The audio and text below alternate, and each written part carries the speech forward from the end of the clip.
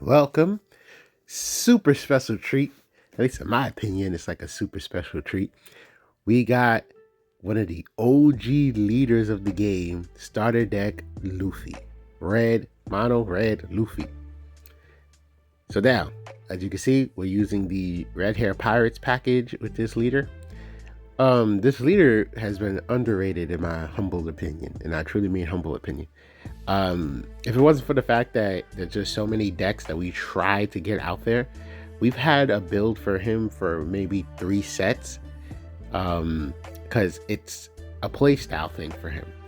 He is extreme fundamental. He's a very simple, extreme fundamental, simplistic leader. So there's many advantages. As you can see, this one right here, this is actually a play we had talked about. Oh, be careful, attach that Dawn. Makes it easier to turn searchers into attackers because of Dawn, the way you could manage your Dawn. Theory is with this leader, outside of just simple fundamentals and just being able to, gain extra resource out of a used Dawn, is the fact that he can consistently swing for 6, right? Makes it easier to swing for 7. Like, so in economics, you can attach the rest of Dawn, attach 1 active Dawn. So it's almost as if it just takes you 1 active Dawn to swing for 7, right? And he helps Dawn X characters get their abilities. So he has a lot of utilities. But there's a small chance that there's something that's overlooked. And that is, with that extra type of Dawn management that he has, it's almost as if the value of cards you play goes down by 1, because you get to repurpose the rest of Dawn. So in other words, as you see, like the event in hand, I believe it's costs 3 Dawn, rest 3 Dawn. Because you could repurpose the Dawn, it's almost as if it costs 2. Yeah, there you go. Thank you for highlighting that. Bang. What a great counter card for against Reiju. That probably seems very annoying. So all in all, especially since there's like a lot of pump, you see, look, I just dag. Everything is happening that I'm saying. Yes, he gets to swing for 7 a lot easier than the other leaders, right? So that's very effective. This is all aggro. Red traditionally is an aggro deck. Attack, attack, attack.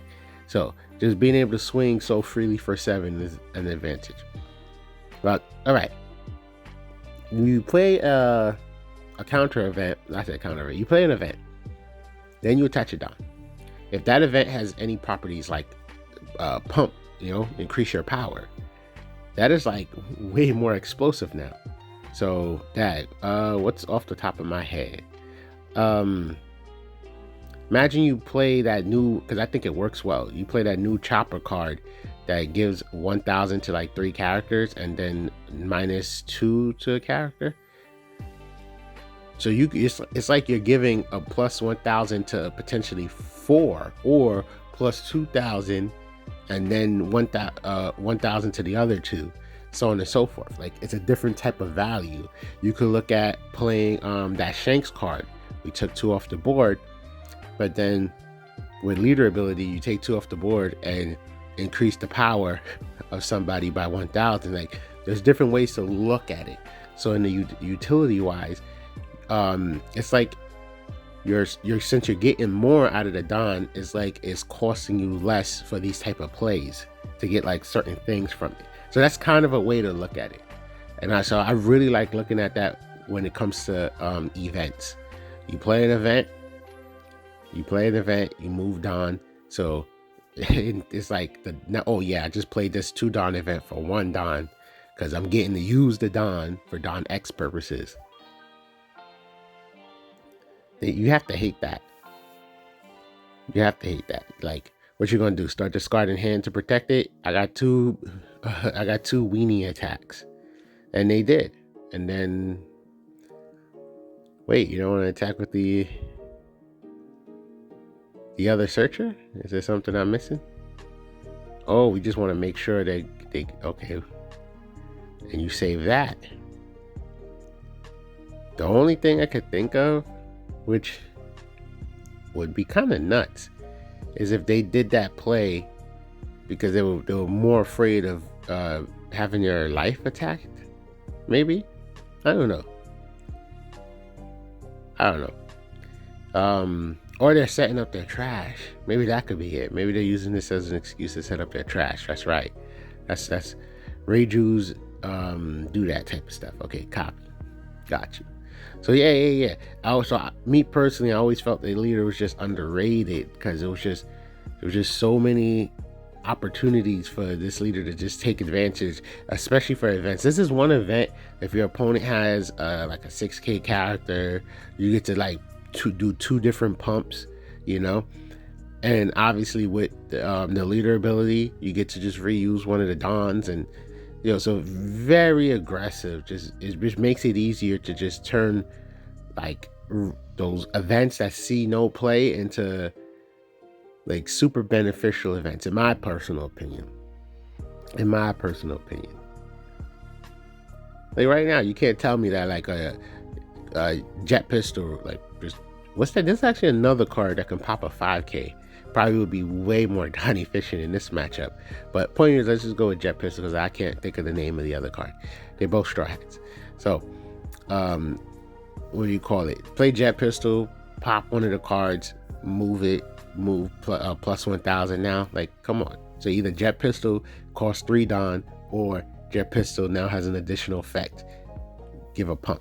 That's how it's like. It's a good way to look at leaders and their abilities in different ways to see how much value you can actually gain from them.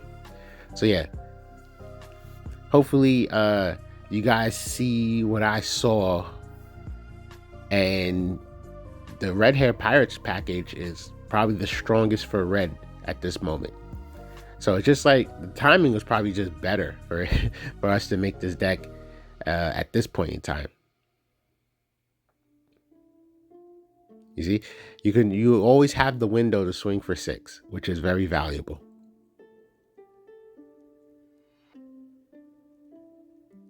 But yeah, like I think part of the fall off of the red decks is that as everything got stronger, of course, there was no kit, there was no package that was strong enough to keep up with the meta.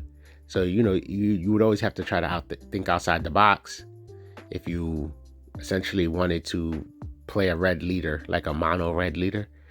I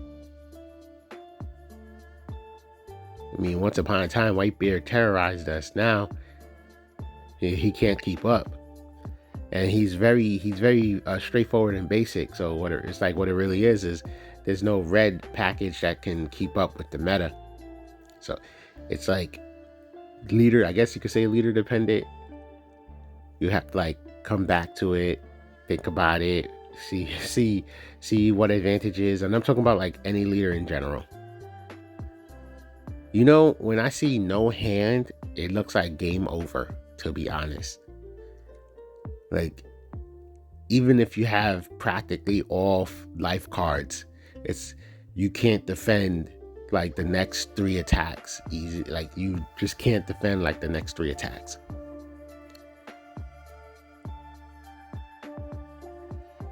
Like, Reiju has a full board right now, so they need a blocker. It doesn't matter what their full board looking like, they need a blocker. And we got 10-drop Shanks for Rush. We got Rayleigh blockers, even though it would help us cycle.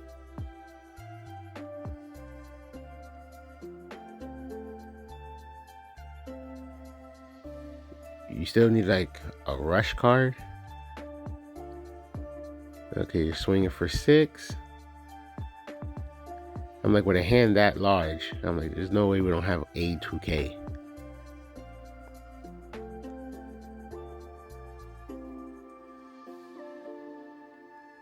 Yeah, we got options. We got too many options. Easily chuck for 1.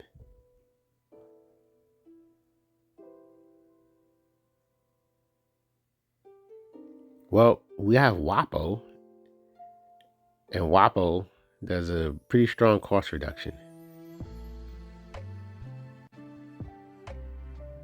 We can. Oh my god. No, no, no. Forget it. I was like, oh, we could play. If Shanks was already on the board, oh my god, he's like Red's Kuzan. If he was already on the board, that's the real cool thing about Shanks right now. There you go. Attached on. Swing. You can technically still use his ability.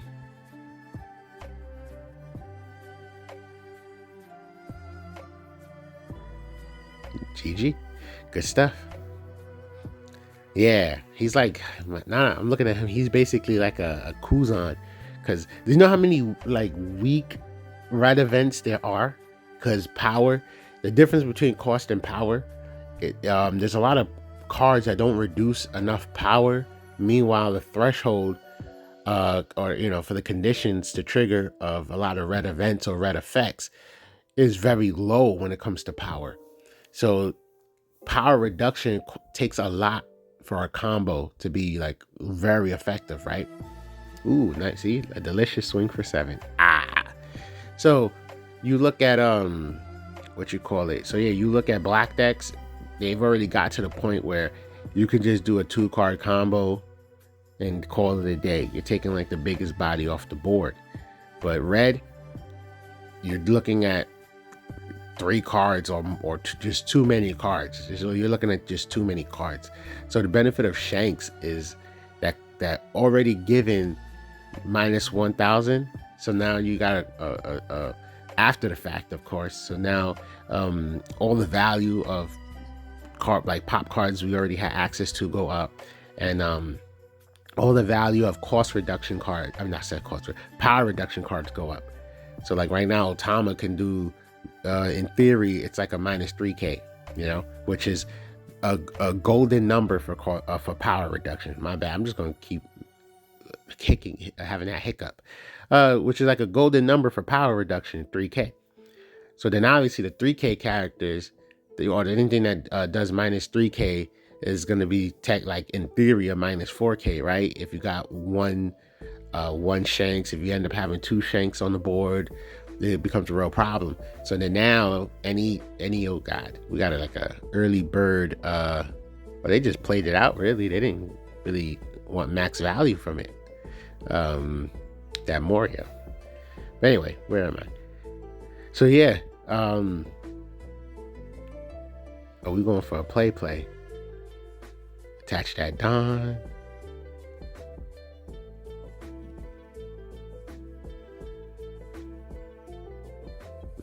Very aggressive. Love it. That's what red's supposed to be. Aggressive. Attack. So yeah, I think Shanks probably, there's probably a lot of red decks that you could revisit. Just make Shanks your boss card. That's probably like the main ticket to most colors, is that if you don't got a universal boss card to really help you out, then your deck is probably going to be weak. But I should really say, if you yourself, if your leader, your package does not have a boss card, you're already going to be suffering. Because respectfully, like Magellan needed a boss card. For some reason, they still haven't decided to print a boss card. Like, are you telling me a 5-drop is supposed to be my boss card? That's crazy.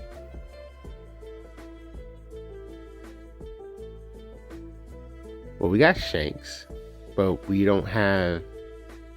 Right. I was gonna say, well, we don't have anything to complement or protect ourselves, I should say.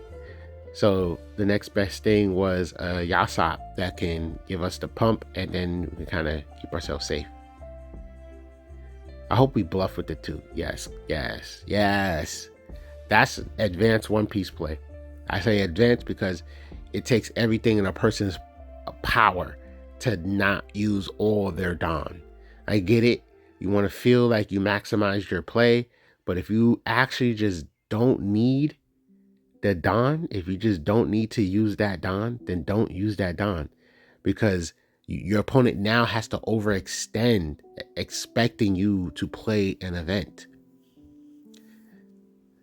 And resource management is super. Ooh, y'all saw that? That's aggravating, rage-inducing. And that's easily getting taken off the board. Clean. Okay. Yeah, let's be careful, because we definitely should develop something. There we go. Man, you know how rare that like Bandai has not printed enough super low power or super low cost good quality cards. They haven't printed enough of those. So when you got these abilities that can like pop 2, but they need to be like super small, it's like, yo, this is not worth it. Like this isn't doing anything for me. Like, what's going on? To me, it's rare to see what you call it. To me, it's rare to see when you can actually get 2 targets because they fit the threshold. So Shirahoshi just being 0 power, it's like, oh yeah, I could take 2 of these off. And with being a 4-Dawn character blocker, oh my god, that value was so in our favor. It's not like we popped 2 searchers. It's like, no, we got, get both those off the board. They need to start making like either more 2-drop searchers that have an effect, or 1-drop, I said searchers, I'm sorry, blockers, 1-drop and 2-drop blockers that have like effects or something. We need to encourage players to, oh wow, okay, I was like, for a split second I was like, no life and low cards in hand, but no, we was able to protect ourselves, and obviously we had game next turn. Yeah, because there's so many cards that get rid of these super lightweight cards in terms of power and cost, not abilities, right? But the point is, we don't have enough. That was ridiculous. We just bottom deck 3 Otamas, but we don't have enough cards that makes it worth using for people to even play the cards that counter the 1 and the 2s. Like how often, especially for blue, will you see cards that deal with 2 and 1 drop characters, right? Seems insane. It's like, why do you keep printing this? Nobody, these cards are literally dead because nobody's playing a lot of 1 or 2 drops unless they're searchers. Like if you're a searcher, you're guaranteed to see play. If you're not a searcher, then I'm like, why would I be playing you? Well, I believe it was mainly because they don't want blockers to be abused. They need answer for blockers, but y'all don't print good ones. Y'all not printing a bunch of good ones. Like at this point, y'all should literally just print a bunch of good 1 and 2 drop blockers that have a search ability, give a pump, give a minus, give a this, give that, to encourage people to actually play these low drops, so that way the other cards can just finally be like fit in the meta. And I mean, yeah, but they keep printing them anyway. It's not like they say, you know what, we have enough of these cards that aren't seeing play, let's not even make these type of cards anymore. No, they keep, KO a character of 1000 power, or KO a character with 1 cost or 0 cost. And it's like, yo, stop. Well, I ain't gonna lie, with Black's cost reduction at the point that it's at today, even a KO at 1 cost can see play. That's kind of funny, right? The cost reduction has power crept itself by a lot. All right, back on track to this game. Yeah, this Luffy deck, I ain't gonna lie, performed well quickly. So I want to say maybe we got lucky. It performed well quickly. If you made it this far into the video, thank you. Please give us a subscribe. It helps the channel grow, as y'all know. We're definitely trying to get up there. If you're new to the channel, please give us a subscribe. If you enjoy One Piece, please give us a subscribe. Feel free to say anything in the comments regarding One Piece, like any suggestions, any characters, or leaders, I should say. Any leaders y'all want to see us work on, you know. But we already have a game plan. As you see, we just dropped OG Red Luffy. We're actually starting from like the beginning of the roster and moving forward to the present. So we find that fun. That's going to be a little fun challenge. So that way we could just tackle like as many leaders as possible and potentially get as many leaders out there that people might want to see that they haven't gotten to see in a very long time. But yeah, that performed kind of good, kind of quick. So I'm sure it can be upgraded because like I said, If you think of it in the way I was thinking of it, like you could play an event and get more out of an event because of the whole move arrested Don, then you could see a lot more events being like way stronger than they currently are. I think that's a fantastic way to look at it as well. And then of course traditionally you have access to a 6K swing or a 1 Don 7K swing. Like if you look at it different ways. So that's what I recommend if anybody wants to tackle this deck. Just like keep those like 3 things in mind. I can always swing for 6, or I can make it easier to swing for 7, or I can get more value out of events when with this leader. And I think you can make a really strong red Luffy deck. Because events is more so the thing that I think stands out if you try to use this leader. Wait. Don't we got that guy that cost it? Okay. Well, we didn't need that guy that cost it, I guess. We're trying to save him for later.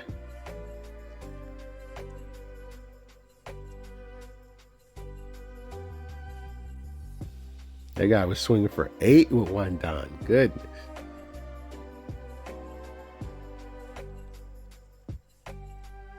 Well, since he's defending and then lower the power of... That lowers power, right? Yeah, that one right there. So now if he wants to block and keep it, he has to check cards.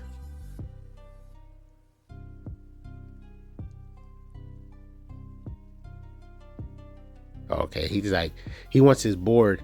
At this point, he wants to keep his board up. I would accept that because the other Luffy player needs to counterattack our board. So by, oh wow, what the heck? He gave it up. So the point is, we put something out there. He must be running low on counter power, or probably doesn't have any. So by putting it like that, available to be an attack target, that's like another form of defense. It's like, okay, we just scared you by being aggressive with this character. Now it encourages you to get it off the board, especially since obviously next turn you won't survive if we have this full board. So that's what I respect about that play. We get so much more when the opponent's in that situation. We get that extra attack while getting that defensive body next turn. But they're not going for it, they're going for life.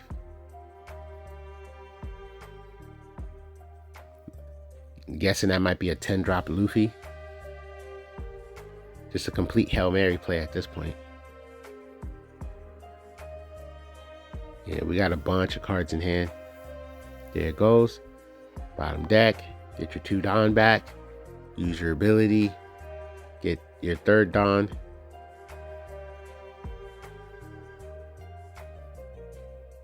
They didn't use the 10 drops ability. Yeah, they could have used the ability, got a 3rd Don back, then they'll be at 5. And then what's cool is if you play Zoro and then use his ability, you with the leader, you go up another one. And then you got to use your 10 drops ability again.